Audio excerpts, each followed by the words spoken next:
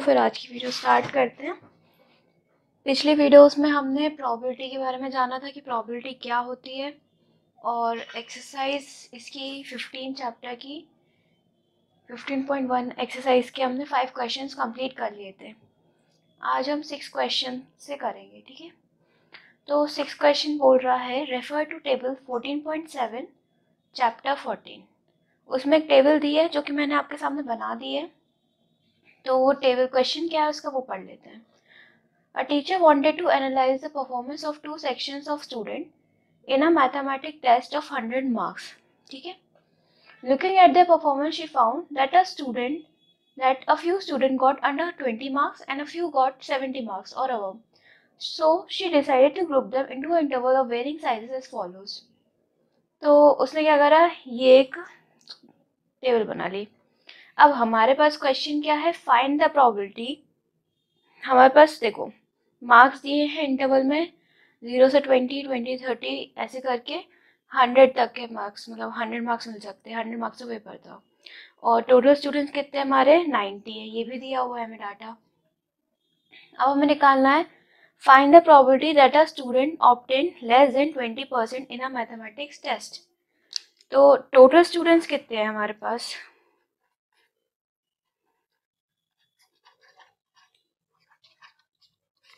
Total student है हमारे पास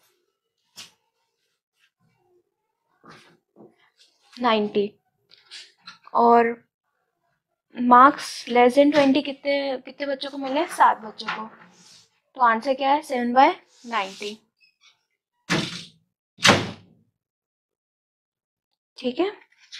अब हम पढ़ते हैं सेकंड क्वेश्चन में। सेकंड क्वेश्चन क्या बोल रहा है, find the probability that a student obtain marks 60 और अबव। मतलब उसको 60 भी मिल सके और 60 से ऊपर मिलने चाहिए मार्क्स। तो 60 एंड अबव में क्या आएगा, ये दोनों केसेस आएंगे हमारे, ये और ये। तो 15 एंड 8 को ऐड कर दो, कितना आ जाएगा 23 आ गया। तो प्रोबेबिलिटी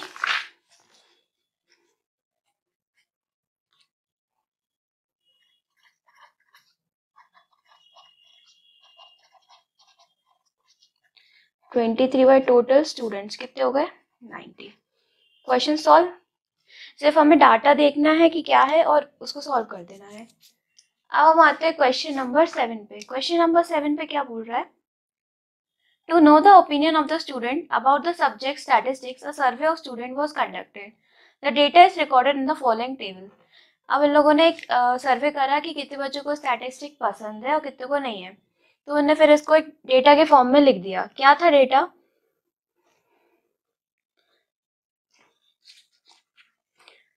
कितने स्टूडेंट्स का करा, 200 स्टूडेंट्स को लिया उनने। फिर लाइक कितने करते थे 135 और डिसलाइक कितने करते थे 65।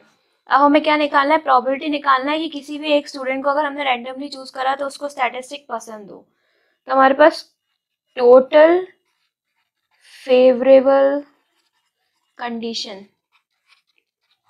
या फिर टोटल आउटकम्स कितने हैं 200।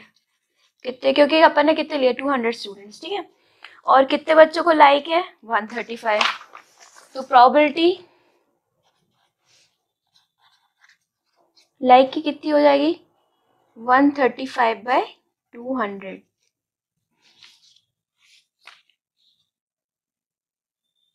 तो इसको अगर हम सिंप्लीफाई करेंगे तो क्या आ जाएगा, ठीक है, ये आ गया। फिर क्या बोला है कि डज नॉट लाइक इट। अब कितने बच्चों को पसंद नहीं था, 65 बच्चों को पसंद नहीं था। तो P डू नॉट लाइक क्या हो जाएगा 65/200, ठीक है। या फिर और कैसे निकाल सकते हैं, टोटल प्रोबेबिलिटी क्या आएगी हमारी 1 आएगी, किसकी, P of like plus P of not like.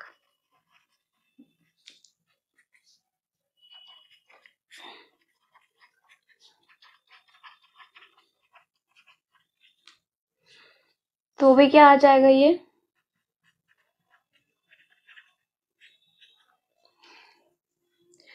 65/200। इसको और सिंप्लीफाई कर लें तो क्या आ जाएगा,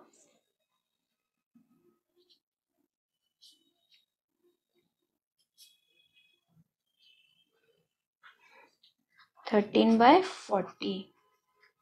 आंसर क्या हमारा 13/40। ठीक है, अब हम आते हैं 8th क्वेश्चन पे। 8th क्वेश्चन क्या बोल रहा है हमारा, refer to question number 2 exercise 14.2 what is the empirical property that an engineer lives. चलो पहले देखते हैं हम 14.2 पे क्वेश्चन नंबर 2 क्या है इसका। क्वेश्चन नंबर 2 दिया हुआ है, the distance of 40 engineers from their residence to their place of work were found as follow। मतलब हमारे पास जो टोटल इंजीनियर्स कितने हैं, 40 है। ठीक है, अब इनकी है ना वर्क प्लेस से घर तक की डिस्टेंस कितनी है, किसी की 5 किलोमीटर है, किसी की 3 किलोमीटर है, किसी की 10 किलोमीटर है, ये ऐसे दिया हुआ है। और ये कितने डाटा है, 40 डाटा है। तो हमारे पास जो टोटल इंजीनियर्स है या टोटल आउटकम्स है वो कितने हैं, 40 है। पहला पूछा गया है less than 7 kilometre from her place of work, मतलब 7 किलोमीटर से कम में कौन कौन रहता है, मतलब 7 नहीं चाहिए हमें, 7 से कम चाहिए।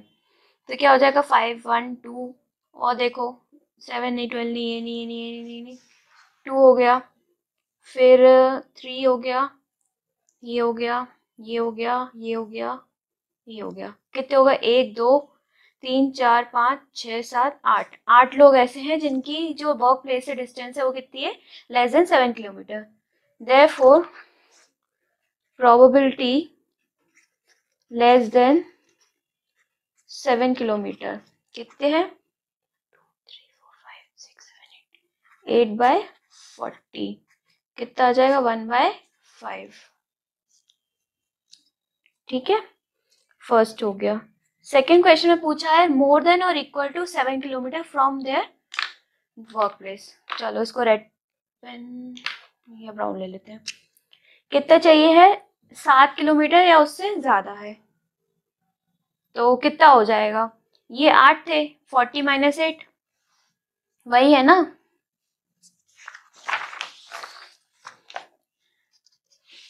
नंबर ऑफ whose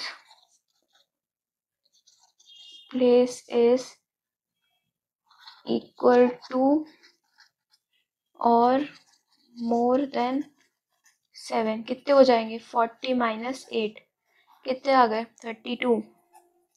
तो प्रोबेबिलिटी क्या आ गई, P ऑफ मोर देन और इक्वल टू 7, 32/40 कितना हो जाएगा ये,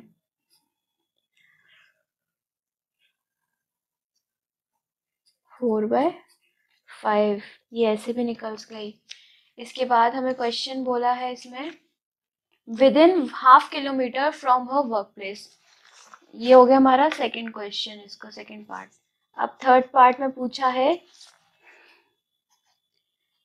with in half kilometre from work place, ऐसे कितने होंगे, अब चलो देख लेते हैं। विद इन हाफ किलोमीटर मतलब हाफ किलोमीटर तो एक भी नहीं है, क्योंकि देखो जब सबसे छोटा जो डाटा है वो कितना है, 2 है, 2 से ना छोटा 1 नहीं है, 1 से छोटा होगा तभी तो हम हाफ किलोमीटर लेंगे। तो कितने हो गए, 0 हो गया। और देयरफॉर प्रोबेबिलिटी हाफ किलोमीटर की कितनी आ गई, 0/40। हो गया ये सॉल्व। अब हम बढ़ते हैं नेक्स्ट क्वेश्चन पे। 9 और 10 हमारी एक्टिविटी है। अब हम आते हैं 11th क्वेश्चन पे। 11th क्वेश्चन में बोला है 11 बैग्स ऑफ व्हीट फ्लावर। कितने बैग्स है हमारे पास, 11। तो टोटल बैग्स कितने हो गए, 11। Each marked 5 kg actually contain the following weights of flower.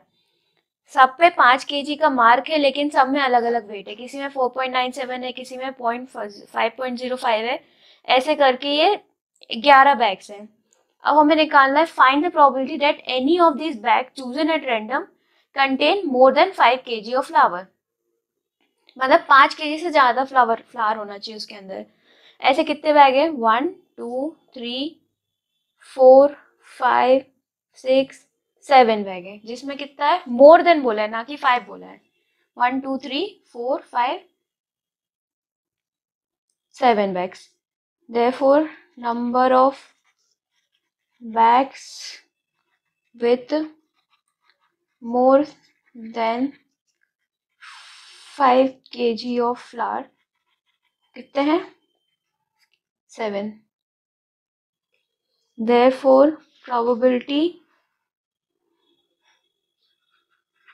more than 5 kg equal to 7/11. ये आ गया हमारा आंसर। पहला क्वेश्चन बोल रहा है, इन question number 5 exercise 14.2 you were asked to prepare a frequency distribution table regarding the concentration of sulfur dioxide in the air in parts per million of a certain city for 30 days. Using this table, find the probability of the concentration of sulfur dioxide in interval 0.1 to 0.16 on any of these days. चलो पहले question number 5 देखते हैं 14.2 exercise का, कि वो हमें क्या बोल रहा है।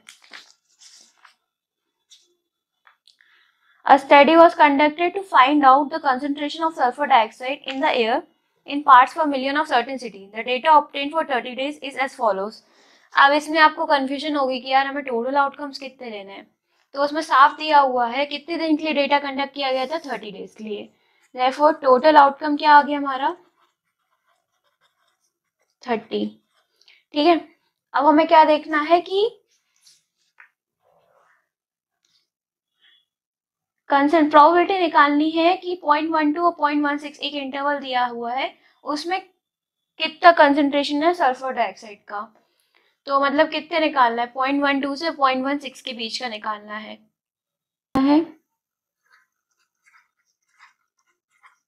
तो अब इसमें क्या करते हैं हम, 0.12 से लेके 0.15 तक की लेंगे, तो 0.16 को नहीं लेते इसमें हम, तो वो स्टैटिस्टिक्स में पढ़ना, आप स्टैटिस्टिक्स में आएगा।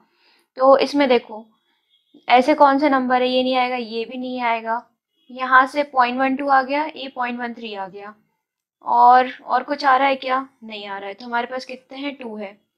Therefore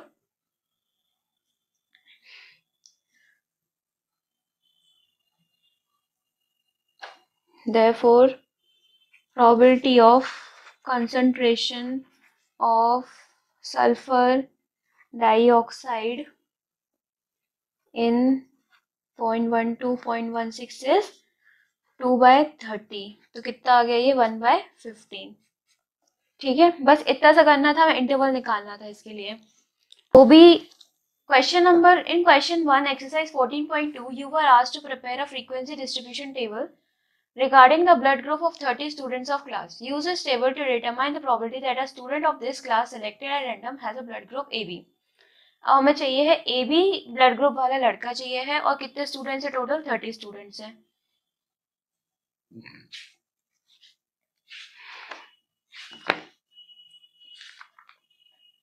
तो क्वेश्चन नंबर 1 14.2 का क्या है? The blood group of 30 students of class 8 are recorded as follow. ये दिया हुआ है मेरे पास डेटा, ये मैंने पहले लिख लिया है। हमारे पास टोटल स्टूडेंट्स कितने आ गए, ये total outcome 30। Number of students with blood group AB कितने हैं? 1 2 3। कितने? 3। Therefore probability of student with AB blood group क्या हो जाएगा? 3/30। तो आंसर क्या आ गया? 1/10। ये हो गया सॉल्व हमारा। तो इसी के साथ हमारी जो एक्सरसाइज 15.1 है वो भी खत्म होती है, और ये चैप्टर भी खत्म होता है। तो चलिए